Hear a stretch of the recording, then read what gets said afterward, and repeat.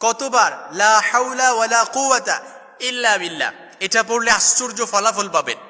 একেবারে আমাদের সকলের জানা উচিত, কারণ লা হাওলা ওয়ালা কুওয়াতা ইল্লা বিল্লাহ এটা পারি না এমন কেউ নাই। এখন যে বলছি যারা পারি না তাদেরও হয়তো মুখস্থ হয়ে গেছে লা হাওলা ওয়ালা কুওয়াতা ইল্লা বিল্লাহ। এটা চমৎকার, একেবারে অসংখ্য হাদিসের মধ্যে এই দোয়াটার গুরুত্ব সম্পর্কে আল্লাহ রাসূল সাল্লাল্লাহু আলাইহি সাল্লাম থেকে হাদিস এসেছে।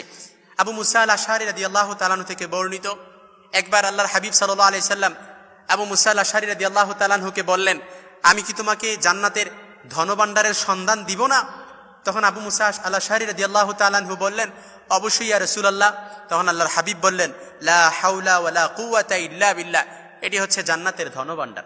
সুবহানাল্লাহ, বাড়িতে যায় বললেন লা হাওলা ওয়ালা কুওয়াতা ইল্লা বিল্লাহ।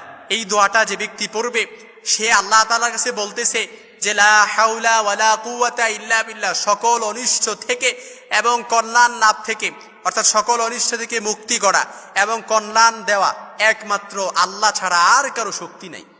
একমাত্র আল্লাহ তাআলাই সকল অনিষ্ট থেকে আমাদেরকে দূর করতে পারে, একমাত্র আল্লাহ তাআলাই সকল বিপদ থেকে আমাদেরকে দূর করতে পারে, একমাত্র আল্লাহ তাআলাই সকল মুসিবত থেকে আমাদেরকে দূর করতে পারে, একমাত্র আল্লাহ তাআলাই সকল উদ্বেগ উৎকণ্ঠা পেরেশানি বিপদ থেকে আমাকে হেফাজত করতে পারে। আর তিনি আমাকে চাইলে কল্যাণ দিতে পারে, চাইলে অকল্যাণ দিতে পারে। এজন্য বুখারীর বর্ণনা এসেছে, আল্লাহর হাবিব সাল্লাল্লাহু আলাইহি সাল্লাম এক সাহাবীকে বললেন, তুমি অধিক পরিমাণে লা হাওলা ওয়ালা কুওয়াতা ইল্লা বিল্লাহ পড়ো, এটা হচ্ছে জান্নাতের একটা গুপ্তধন। এজন্য কেউ যদি জান্নাতের ধনভাণ্ডারের মালিক হতে চায়, কেউ যদি জান্নাতের গুপ্তধনের মালিক হতে চায়, হাদিসটি বুখারীতে এসেছে, মুসলিমে এসেছে, কেউ যদি গুপ্তধনের মালিক হতে চায় সেজন্য অধিক পরিমাণে লা হাওলা ওয়ালা কুওয়াতা ইল্লা বিল্লাহ পড়ে। এজন্য বিপদে আছেন লা হাওলা ওয়ালা কুওয়াতা ইল্লা বিল্লাহ পড়েন, ঋণের বোঝায় চাপা পড়ে আছেন